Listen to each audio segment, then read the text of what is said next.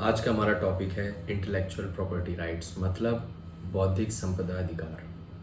तो जानते हैं इसके बारे में कि आखिर ये है क्या, इंटेलेक्चुअल प्रॉपर्टी राइट्स है क्या, इसका कहाँ यूज़ है और इसमें क्या क्या हो सकता है। तो विस्तार से इसके बारे में हम आगे बढ़ते हैं और इसके बारे में जानते हैं। छोटी सी चीज़ में एक चीज़ ये ज़रूर कहूँगा कि कोई भी अपने द्वारा या अपने विचारों से कोई भी चीज़ लिखी हो, बनाई हो या कुछ भी किया हो, तो हर कोई चाहता है कि उसका अधिकार उसके पास में रहे। तो उसी से जुड़ी हुई चीज़ें ये हैं कि उसका अधिकार उसके द्वारा या उसके विचारों के द्वारा निर्मित की गई चीज़ों को अधिकार प्राप्त करने के लिए इसका यूज़ होता है। तो बढ़ते हैं आगे। इंटेलेक्चुअल प्रॉपर्टी राइट्स, बौद्धिक संपदा अधिकार। बौद्धिक संपदा अधिकार व्यक्तियों को उनके दिमाग की रचनाओं पर दिए गए अधिकार हैं। ये आमतौर पर रचनाकार को एक निश्चित अवधि के लिए उनकी रचना के उपयोग के लिए विशेष अधिकार देते हैं। और इसमें दो टाइप्स में डिवाइड किया गया है, मतलब कि परंपरागत रूप से दो मुख्य विचारधाराओं में विभाजित किया गया है।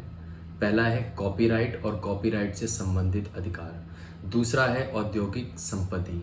तो पहले टाइप्स पे चलते हैं, जिसमें बोला था कॉपीराइट और कॉपीराइट से संबंधित अधिकार। साहित्यिक और कलात्मक कार्य जैसे किताबें और अन्य लेखन, संगीत रचनाएं, पेंटिंग, मूर्तिकला, अन्य प्रोग्राम जैसी चीज़ें कि लेखकों के अधिकार की मृत्यु के बाद भी कम से कम 50 वर्ष के लिए ये कॉपीराइट द्वारा संरक्षित है, मतलब कि सिक्योर है। दूसरे टॉपिक पर चलते हैं, औद्योगिक संपत्ति।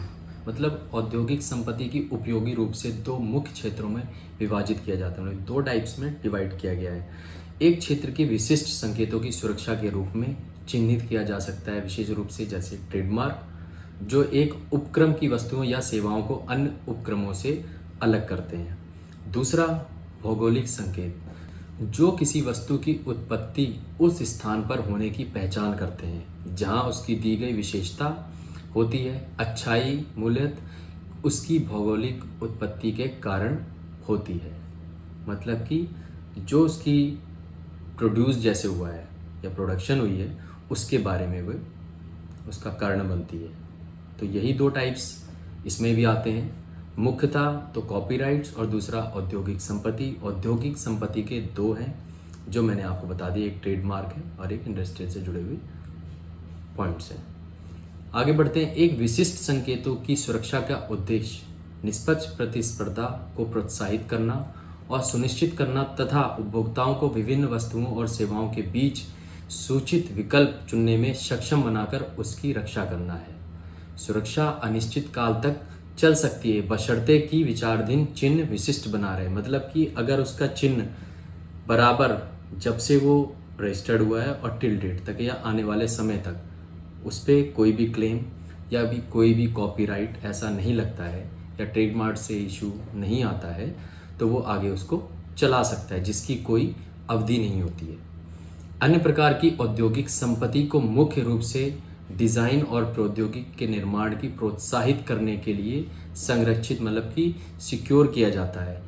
इस श्रेणी में पेटेंट द्वारा औद्योगिक डिज़ाइन और व्यापार रहस्य आते हैं, मतलब कि उनके द्वारा जो डिज़ाइन की गई हैं चीज़ें या उनके बिजनेस में जो चीज़ों को यूज़ किया गया वो इसमें संरक्षित, मतलब कि सिक्योर होते हैं। सामाजिक उद्देश्य नई तकनीक के विकास में निवेश के परिणामों के लिए सुरक्षा प्रदान करता है। इस प्रकार अनुसंधान और विकास गतिविधियों को वित्त पोषित करने के लिए प्रोत्साहन और साधन प्रदान करता है। और हाँ, अगर आप में से किसी को भी कॉपीराइट या ट्रेडमार्क से रिलेटेड कोई भी क्वेरी है या भी कोई भी क्वेश्चंस हैं कि उसे कैसे अप्लाई किया जा सकता है या इसको कैसे प्रोसेस कर सकते हैं, और आप चाहते हैं कि हम उसको क्वेरी को सॉल्व करके अपनी अगली वीडियो में उसको आपके सामने लाएं या स्टेप बाय स्टेप उसका प्रोसेस बताएं, तो हमें हमारे कमेंट सेक्शन बॉक्स में ज़रूर आप मैसेज डालें या कमेंट करें और हमें बताएं कि आपकी क्या क्वेरी है, तो हम ज़रूर इस पर वीडियो बनाएंगे और आपके सामने लाएंगे। ऐसी ही अधिक जानकारी के लिए हमसे जुड़े, हमें फॉलो करें। सब कुछ लीगल, हमसे जुड़ोगे तो कुछ नया पाओगे।